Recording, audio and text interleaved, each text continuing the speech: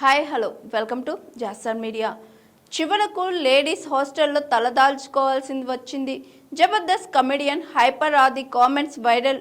జబర్దస్త్తో మంచి గుర్తింపు తెచ్చుకున్న వారిలో కామెడియన్ హైపర్ ఆది కూడా ఒకరు. తనదైన కామెడీ పంచులు ప్రాసలు వేస్తూ బుల్లితెర ఆడియన్స్ను కడుపుబ్బా నవ్వించారాయన. తన టాలెంట్తో జబర్దస్త్లో టీమ్ లీడర్ దాకా ఎదిగిన ఆది ఇప్పుడు సినిమాలతో బిజీగా ఉంటున్నారు. అయితే అప్పుడప్పుడు జబర్దస్త్తో పాటు శ్రీదేవి డ్రామా కంపెనీ వంటి టీవీ షోలోనూ సందడి చేస్తుంటారు. అలాగే రెగ్యులర్గా డీలో కనిపిస్తుంటారు. అయితే తాజాగా ఓ ఈవెంట్కు హాజరైన ఆది తన పర్సనల్ అండ్ ప్రొఫెషనల్ లైఫ్కు సంబంధించి పలు ఆసక్తికర విషయాలు పంచుకున్నారు.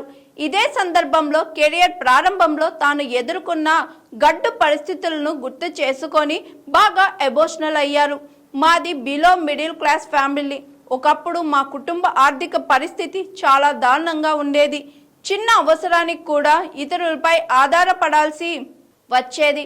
కుటుంబంలో 3 అన్నదమ్ముళ్ళు ఉన్నప్పటికీ ఉద్యోగాలు రాలేదు. దీంతో కుటుంబ బాధ్యతలన్నీ నా భుజాలపైనే పడ్డాయి. మా నాన్న మా చదువుల కోసం ఎన్నో అప్పులు చేశారు. ఆ అప్పులు ఎలా తీర్చాలో కూడా మాకు అర్థమయ్యేది కాదు. ఒక సాఫ్ట్వేర్ కంపెనీలో నాకు ఉద్యోగం వచ్చినా అప్పుడు నా నెల జీతం కేవలం 20,000 మాత్రమే. ఆ డబ్బు కేవలం వడ్డీలు కట్టడానికి మాత్రమే సరిపోయేది.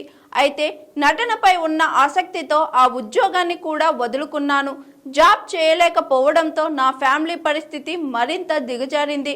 హైదరాబాద్లో కనీసం హాస్టల్ ఫీజు కట్టే పరిస్థితి కూడా లేదు. అప్పుడు మా రిలేటివ్స్లో ఒకరు హైదరాబాద్లో హాస్టల్ నిర్వహించేవారు. నా పరిస్థితి చూసి అక్కడ ఫ్రీగా ఉండమన్నారు. అయితే అది లేడీస్ హాస్టల్. ఒక చిన్న గదిలో తలదాచుకొని రోజులు గడిపాను. జీవితంలో ఆ రోజులు మాత్రం ఎప్పటికీ మర్చిపోలేను అంటూ బాగా ఎమోషనల్ అయ్యారు హైపర్ ఆది.